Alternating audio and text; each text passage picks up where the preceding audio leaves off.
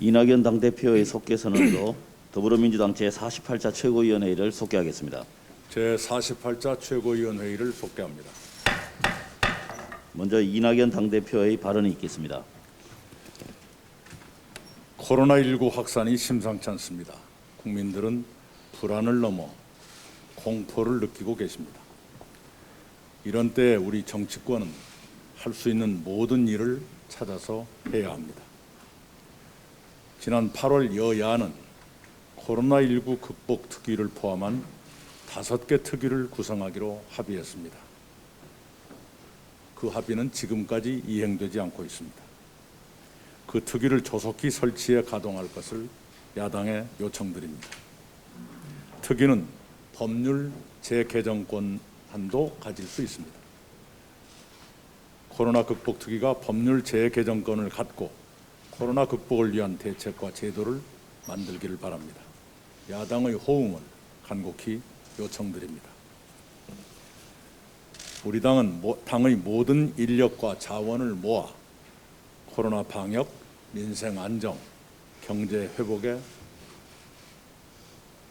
진력하겠습니다. 그것을 우리는 방민경으로 압축해 부릅니다. 첫째, 방역입니다.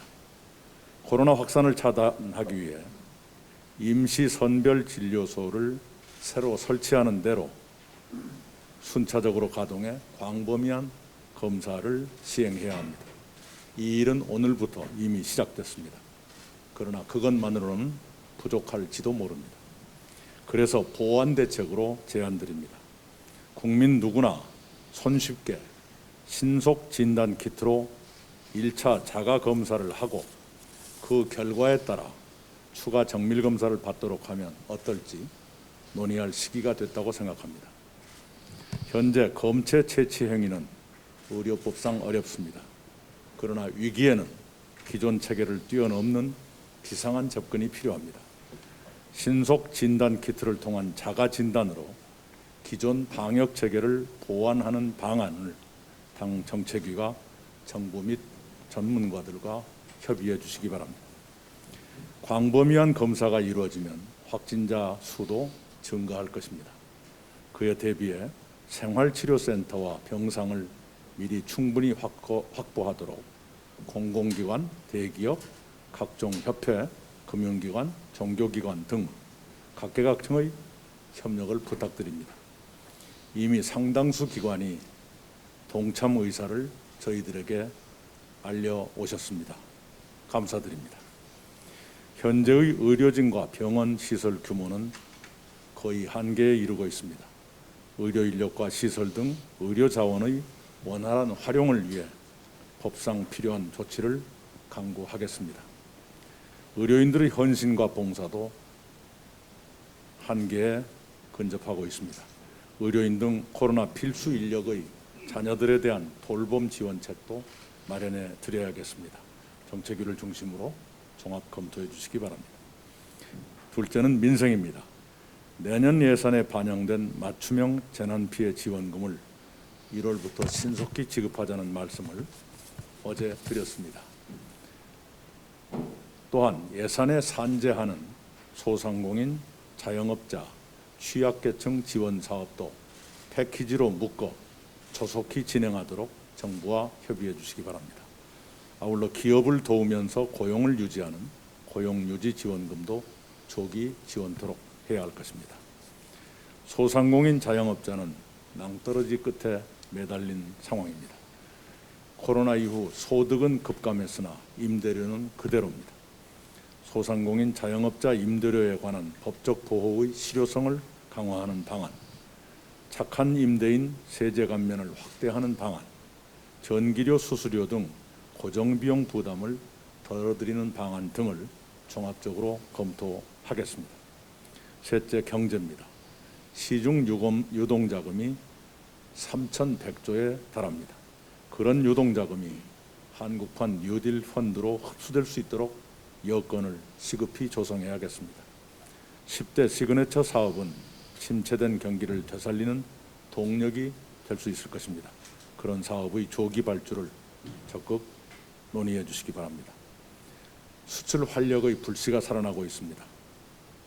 이럴 때일수록 안정적인 수출 여건이 확충돼야 합니다.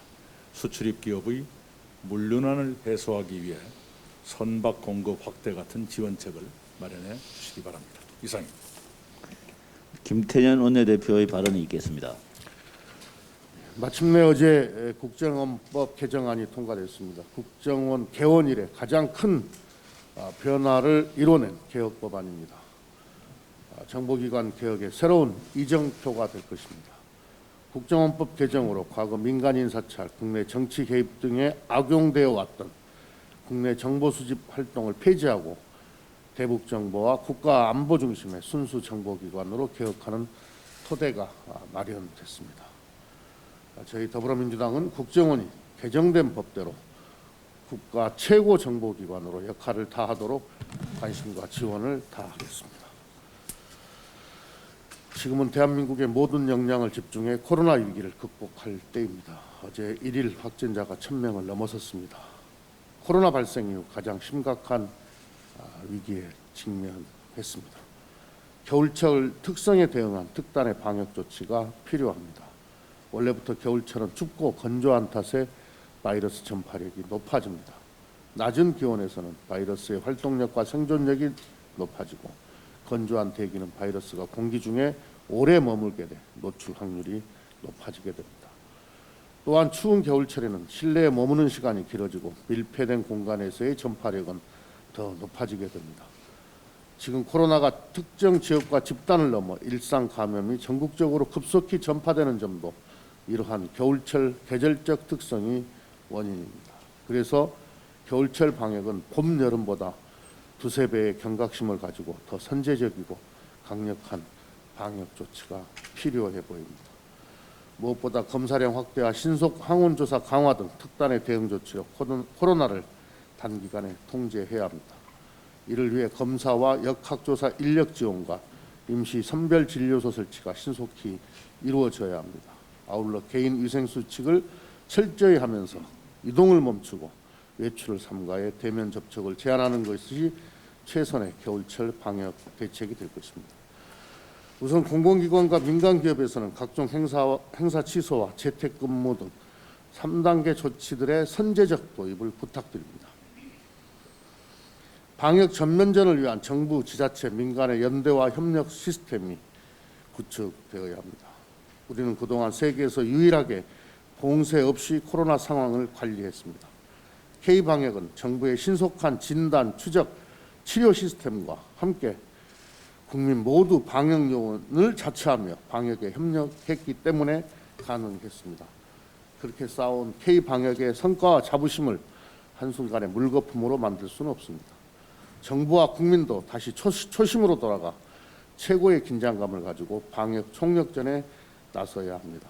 정부는 방역 대응에 신속하게 판단하고 과감하게 결정해 줄 것을 주문합니다. 방역과 피해 지원의 행정력과 재정 역량도 총동원해 주길 바랍니다. 특히 의료 자원을 확충하고 병상과 치료센터를 시급하게 확보해 주기를 바랍니다. 그동안 의료진과 방역 종사자의 노고에 감사드리고 그들의 헌신이 헛되지 않도록 정부의 지원과 관심을 부탁드립니다. 민간의 참여에는 충분한 보상이 이루어지도록 행정적, 재정적 뒷받침을 마련해 줄 것도 당부드립니다. 코로나 전면전에 국회가 솔선수범해야 합니다. 국회 또한 코로나 국난 극복의 예외일 수 없습니다. 지금 본회의장에서는 대북 전당금지법 관련 무제한 토론이 진행되고 있습니다. 지난주 수요일부터 오늘까지 총 6일째 무제한 토론입니다. 야당의 의사표시는 이미 할 만큼 충분히 했습니다. 이제 국회도 코로나 국난 극복에 힘을 모아야 합니다. 코로나 대확산에도 무제한 토론만 하는 것은 국민의 고통을 외면한 국회의 직무유기입니다. 어제 국정원법 무제한 토론 종결을 의결한 것도 코로나 긴급 상황에 대비하기 위한 선제적 조치였습니다. 국회가 지금 할 일은 국민의 생명과 건강을 지키기 위해 방역과 피해 지원에 집중하는 일일 것입니다. 민주당부터 코로나 방역을 위해 솔선수범하겠습니다. 저희 더불어민주당은 코로나 상황이 안정될 때까지 소속 의원들의 각종 행사와 모임을 취소하겠습니다. 원내대책회의 등 당내 회의는 참석자를 최소화하고 온택트로 진행하겠습니다. 그 밖에도 국회가 코로나 극복에 앞장서고 국민의 방역 동참을 호소하기 위해 대책을 강구하겠습니다. 야당도 정쟁을 멈추고 코로나 국난 극복에 함께 해주시기를 요청드립니다. 다음으로 김종민 최고위원의 발언이 있겠습니다. 예, 문재인 대통령의 공공임대주택 현장 발언을 두고 국민의힘 정치인들과 일부 언론의 정치공세 왜곡 보도가 정말 심각합니다.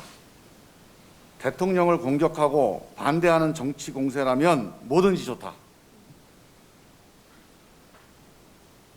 거기까지는 좋은데 이게 우리 공공주택 폄하하고 공공주택에 사시는 분들을 비하하는 그런 발언으로 이어지고 있습니다. 공공주택은 지금 대한민국 공공주택은 선진국에 한참 못 미치는 수준입니다. 네덜란드는 우리보다 5배가 많습니다. 스웨덴, 영국, 프랑스 우리보다 2배 이상이 됩니다. 아직 공공주택은 더 많이 지어져야 합니다.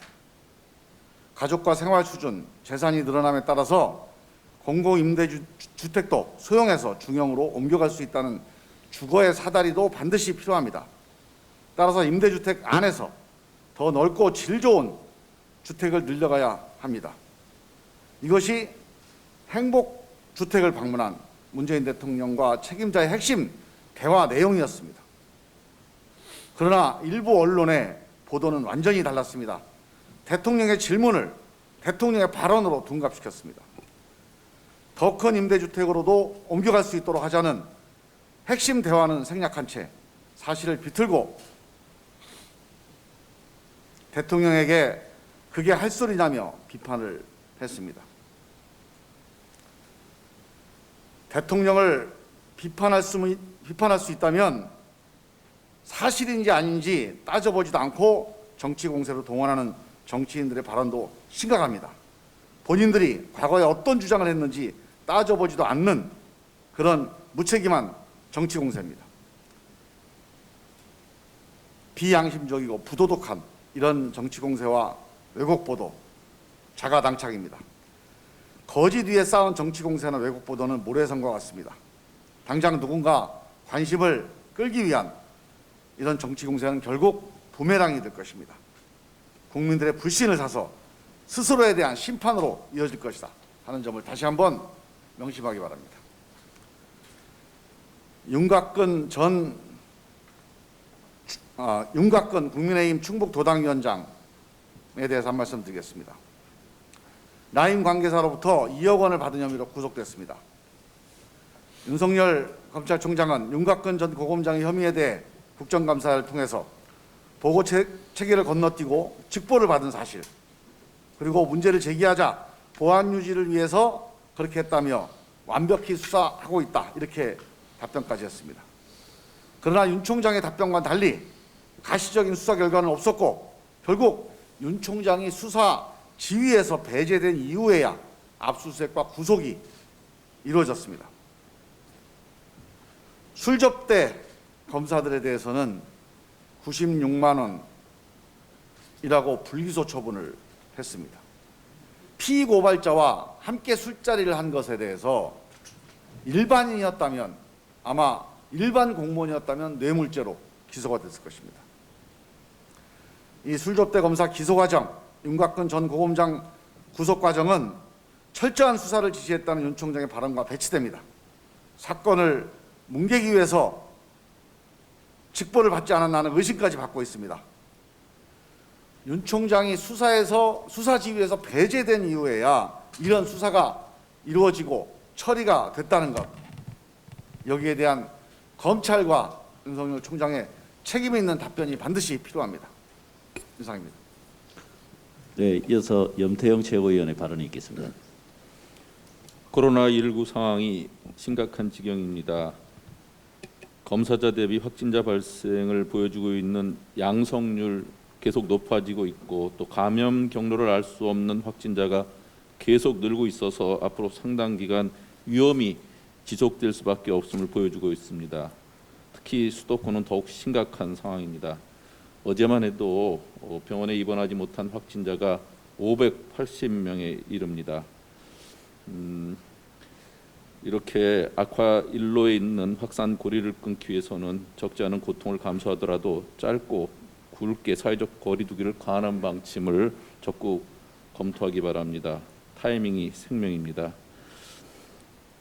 이와 함께 영업 정지와 영업시간 단축으로 큰 고통을 겪고 계신 자영업자, 소상공인 및 취약계층에 대한 재정 지원도 근본 정기국회에서 마련한 지원 예산 외에도 더 확대할 것을 적극 검토하기 바랍니다. 지금은 비상한 시기고요. 국민이 겪고 있는 이런 고통을 생각하면 이제 정치권이 나서서 코로나 대책과 민생 대책에 보다 앞장서기를 기대합니다. 우리나라 균형 발전에 또 지속 가능 발전에 빨간불이 켜졌습니다. 심각해진 지방 소멸 위기 때문입니다. 소멸 위험 지역이 2013년 75곳에서 불과 7년 만에 105곳으로 늘어났습니다. 228개 시군구의 46%에 달합니다. 이전에는 영남권, 호남권 이런 데 집중되었지만 최근 수도권인 인천광역시와 경기도의 시군으로까지 확산되고 있습니다. 초중고교 폐교율은 지방 소멸의 척도입니다. 젊은 인구 유입과 성장이 멈추고 슬럼화 고령화가 가속화되기 때문입니다. 지난 10년간 경북 지역에서만 123개의 학교가 문을 닫았습니다. 학생 수 60명 미만인 초등학교가 전체의 46%에 달합니다. 지방 소멸 위기는 저출산과 수도권 인구 집중이 중첩돼서 나타난 결과입니다. 이에 따라 지금까지는 균형 발전 관점에서 행정 수도 완성이나 공공기관 이전 같은 광역 단위 중심의 접근에 주력해 왔습니다. 하지만 지방 소멸 위기에 제대로 대응하려면 시군구 지역별 대응으로 전환해야 합니다. 지역별 특수성에 입각한 보다 직접적이고 구체적인 정책 대안이 필요합니다. 정부 부처별로 제각각 시행하는 단위 사업별 추진을 지향하고 통합적 추진 체계를 갖춰야 합니다. 이를 위해 오늘 더불어민주당 지방소멸 대응 TF가 출범합니다. 저와 전 국가균형발전위원장이셨던 송재호 의원이 공동단장을 맡고 권역별 국회의원 12분 그리고 전국시장 군수구청장 협의회장, 지방소멸위기지역의 기초단체장, 원외 지역위원장, 권역별 전문가들께서 함께합니다. 지방소멸 대응 TF는 소멸위기 지역인 현장 간담회를 통해서 지역별 정책과제를 발굴하고 대통령 직속의 지방소멸 관련 4대 국정과제위원장 연석회의를 통해서 통합적 대안을 모색할 것입니다. 또한 현재 발의된 지방소멸 지역 지원과 관련한 5건의 법안들과 국가균형발전특별법 등 관계 법령을 통합적으로 검토해서 지역에서 꼭 필요로 하는 입법 과제를 돌출할 것입니다. 지방소멸 대응 TF의 활동에 지역사회와 관계부처 그리고 당의 관심과 지원을 부탁드립니다. 이상입니다. 노웅래 최고위원의 발언이 있겠습니다. 서울시장 보궐선거를 앞두고 여야 모두에서 부동산 공급론이 나오고 있습니다. 공공임대부터 해서 120만 호 건설까지 다양한 이야기가 나오고 있으나 지금 핵심은 숫자나 주체가 아니라 살만한 집을 적정 가격에 얼마나 빠르게 공급하느냐가 포인트입니다. 주택 공급으로 가격 안정화만 될 수 있다고 그런다면 백묘흑묘를 가릴 상황이 아니라는 것입니다. 그러나 지금처럼 은행 대출이 꽉 막힌 상황에서 공급만 늘리면 결국 현금 부자들만 좋은 일일 것입니다. 따라서 무주택 실수요자를 위한 금융지원이 필요합니다. 신혼부부 및 자녀가 있는 가구의 생애 첫 주택 구입 시 LTV, 주택담보대출 인정비율 기준을 완화해 주어야 합니다. 부부 합산 소득 기준 연 1억 5천만 원 이하인 가구가 시가 9억 원 이하 주택을 살 경우에는 3년 거주를 조건으로 LTV를 현행 40%에서 60%로 완화하는 것입니다. 또한 현행 서울시의 신혼부부 주거지원 사업을 확대해서 전세대출뿐만 아니라 9억 원 이하 주택 매입 시에도 저금리 금융지원을 하고 청년들을 위해서는 월세 보증금을 대납하는 것도 검토해야 됩니다. 지금 서울 부동산의 문제에 가장 효과적인 대안은 공급 확대이지만 이는 최소 3년에서 4년의 시차가 발생합니다. 생애 첫 주택 LTV 완화와 신혼부부 주택 매입 저금리 지원 등 무주택 실소유자를 위한 금융 지원을 통해 규제의 선의의 피해자부터 구제해 나가야 정부 부동산 정책의 신뢰성을 회복할 수 있을 것입니다. 지난주 포스코에서 또 한 명의 노동자가 숨졌습니다. 단순 추락사로 알려져 있지만 직접 현장에 가서 확인해 보니 사실과 전혀 달랐습니다. 사고 당시 집진기라 불리는 거대한 프로펠러가 가동 중이었고 추락상소에는 섭씨 110도의 뜨거운 바람이 초속 18m, 태풍과 같은 속도로 불고 있었습니다. 결국 피해자는 살을 내리는 뜨거운 강풍에 호흡조차 어려운 상황에서 빨려가지 않도록 몸부림치다 8m 아래 2차 추락으로 처참하게 생을 마감해야 했습니다. 기계를 수리할 때 가동을 멈추는 것은 안전수칙의 기본이고 상식입니다. 그러나 국민기업이라는 포스코는 돈 몇 푼 아끼겠다고 기본적인 안전수칙조차 무시하였고 한 집안의 아버지요 남편이 또다시 죽음으로 내몰렸습니다. 이렇게 죽어간 노동자가 포스코와 포스코건설에서만 지난 5년간 41명입니다. 심지어 문재인 대통령이 직접 산재 사망 사고를 막겠다고 공언하신 불과 일주일 만에 포스코에서는 폭발 사고로 3명이 죽고 이번에 또 1명이 죽어나갔습니다. 중대재해기업처벌법이 신속히 입법돼야 할 이유인 것입니다. 노동자의 생명과 안전을 지키지 않는 악덕 기업과 경영진에 대해서는 확실하게 철퇴를 가해야 할 것입니다. 이상입니다.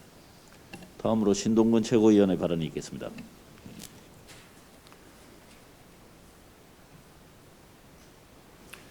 지난 10월 19일 대검찰청 국정감사장에서 저를 비롯해 여러 명의 민주당 의원들이 검찰 보고 사무 규칙에 따르면 검사나 정치인들의 중요 범죄 혐의는 총장뿐만 아니라 대검 반부패 부장과 법무부 장관에게 보고하게 돼 있는데 5월에 남부지검장이 윤곽근의 억대 금품 수수 사건과 검사 술 향응 건에 대해서 보고할 때는 왜 총장에게만 직보했는지를 중점적으로 물었습니다.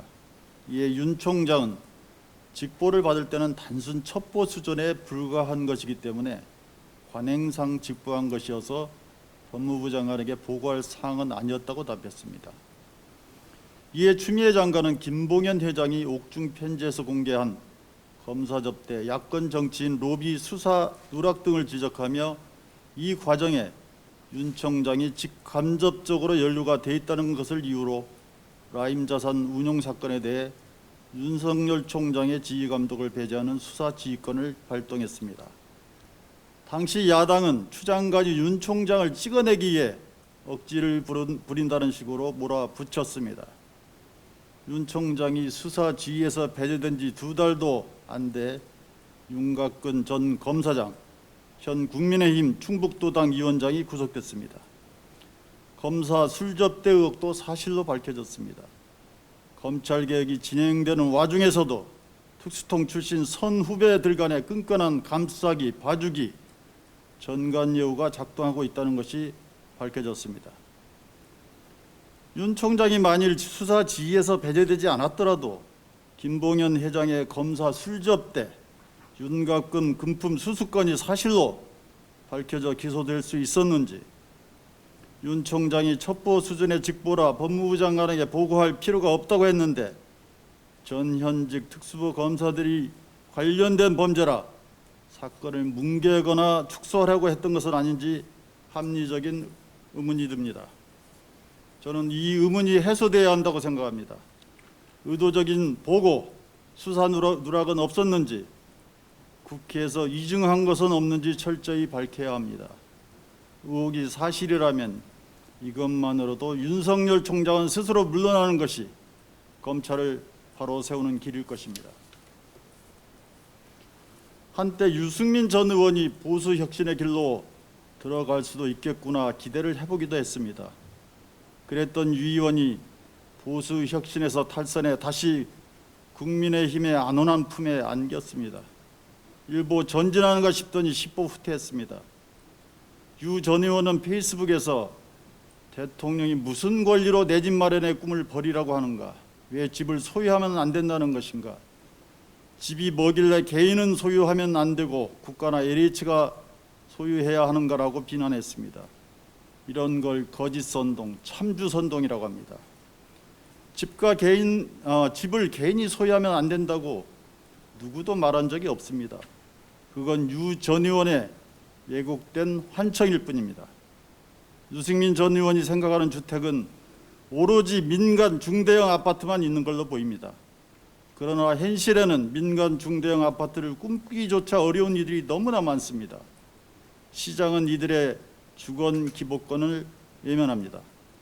그래서 이들의 주거 기본권을 위해서 공공주택이 필요한 것입니다. 유 전 의원은 이러한 현실을 외면하고 결과적으로 건설업자, 토건족의 입장에 서 있는 것입니다. 3년 전 대선 때 공공임대주택 확충을 말했던 유승민의 입에서 네가 가라 공공임대라는 독설이 나올지 누가 알았겠습니까? 그러면 그때 약속한 공공임대주택에는 누가 살러 가기를 바랬던 것입니까? 자기들은 이 공공임대 안 살면서 국민 보고 거기 가서 살라 한다는 말을 들으며 정치의 기본도 모르는 사람이겠구나 생각했습니다. 정치는 누구를 대변하느냐가 본질입니다. 공공임대에 살아야만 공공주택을 말할 자격이 있는 것이 아닙니다. 정치인이 남자라고 해서 여성의 권익을 대변할 수 없는 것이 아니고 노동자가 아니라고 해서 노동자의 권익을 대변할 수 없는 것이 아닙니다. 국민의힘 의원들이 재벌이나 상위 1%가 아니어도 그들의 이해를 대변하는 것과 같은 이치입니다. 대통령 후보까지 지내신 분이 입 밖에 꺼내기에는 참 민망한 말입니다. 유 전 의원의 최근 발언을 보며 보수 혁신이 그의 진심이 아니라 정치적 이기를 돌파하기 위한 한때 임시 방편에 불과한 것이었음을 알게 됩니다. 더 후퇴 안철수 대표처럼 태극기 세력과도 덥석 손잡는 일이 없기만 바랍니다. 이상입니다. 양양자 최고위원의 발언이 있겠습니다.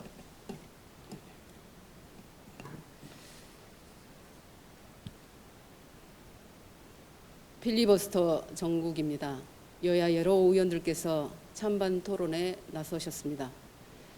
그런데 반대 토론으로 장시간 고생하신 야당 의원들께는 송구스럽지만 이번 필리버스터는 아프지 않았습니다. 오히려 안타까움이 큽니다. 필리버스터는 발언 내용이 의제와 관련이 있어야 합니다. 그런데 이번 필리버스터는 그렇지 않았습니다. 토론은 없고 여성 비하 발언과 망언이 본질을 덮었습니다. 날카로운 비판은 사라졌고 자극적인 막말만 보도되었습니다. 정치의 본분은 있고 비난에만 매진하다 보니 국민의 관심도 지지도 얻지 못한 실패한 필리버스터가 되고 말았습니다. 역사상 가장 성공한 필리버스터로 꼽는 것이 1964년의 고 김대중 대통령의 필리버스터입니다.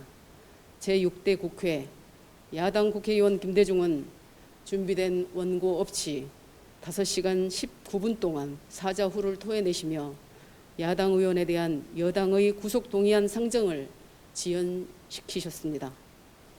내용은 무결했고 언어의 격조는 남달랐습니다. 안건의 부당성을 조목조목 지적했습니다. 훌륭한 필리버스터가 얼마나 강한 힘을 발휘하는지 보여주셨습니다. 야당에 일독을 권합니다. 여야가 불에 불을 뿜는 토론을 하고 대결한다고 하더라도 국회의 권위와 안전성, 대한민국의 생명을 지키는 것에 있어서는 다 같이 똑같은 공동 운명에 있고 똑같은 의무가 있는 것입니다. 김대중 의원의 필리버스터에 담긴 내용입니다. 국회의 의무가 대한민국의 생명을 지키는 것에 있음을 지적하신 이 내용은 오늘 이 순간에도 유효합니다. 코로나 확진자가 1000명을 넘어섰습니다. 사회적 거리두기 3단계까지도 검토해야 할 정도로 상황이 엄중합니다. 하지만 야당은 계속해서 필리버스터를 강행하겠다고 합니다. 우리의 의무를 외면해야 할 정도로 야당은 정쟁이 중요한 것입니까? 무슨 말을 하는지, 누가 하는지, 왜 하는지도 모르는 필리버스터에 어느 국민께서 동의하시겠습니까? 아니, 이해라도 하시겠습니까? 국민은 없고 막말만 남은 필리버스터의 역풍은 대한민국 전체가 지게 됩니다. 어떻게 감당하시려고 그러십니까? 주호영 원내대표께서는 5기의 필리버스터 강행을 지금 당장 멈춰주시기 바랍니다. 우리 정치가 56년 전보다 나아졌음을 보여주시기 바랍니다. 이에 김대중 대통령님의 필리버스터 일부 내용을 국민의힘 의원들께 전하며 발언을 마무리하겠습니다. 민주정치는 언론의 자유가 있고 헌법이 보장한 범위 내에서 아무 말도 할 수가 있습니다. 그러나 그 민주정치는 국민의 객관 타당성이 있는 것이라고 인정을 할 만한 근거 없이 함부로 말한 정치인은 법이 매장하기 전에 국민으로부터 매장이 되는 것입니다. 이상입니다. 네, 박홍배 최고위원의 발언이 있겠습니다. 선각공사부 선대조립과 용접 일직 4번 23733 한진중공업의 마지막 해고자 김진숙은 당시 조선소에서는 보기 드물었던 25살의 여성 용접공이었습니다. 1986년 노조 대의원으로서 어용노조 문제를 폭로하는 선전물을 돌리다가 대공 분실에 끌려간 그는 이후 35년간 현장으로 돌아가지 못했습니다. 한진중공업 노동자들에 대한 정리해고가 통보되던 2011년 김진숙은 8년 전 동료 김주익이 해고와 선배 감류에 맞서다 스스로 목숨을 끊었던 크레인에 올랐습니다. 그리고 희망버스를 타고 영도로 달려온 시민 노동자와 함께 자신의 동료들을 지켰습니다. 정리해고가 철회된 이후 309일 만에 크레인에서 내려왔지만 그는 현장으로 돌아가지 못했습니다. 민주화운동 관련자 명예회복 및 보상심의위원회는 2009년에 이어 지난 9월에도 그의 해고를 민주화운동으로 인정하고 복직을 권고했습니다. 부산시 여야 국회 환노위 여야 의원들도 김진숙의 복직 촉구를 결의했습니다.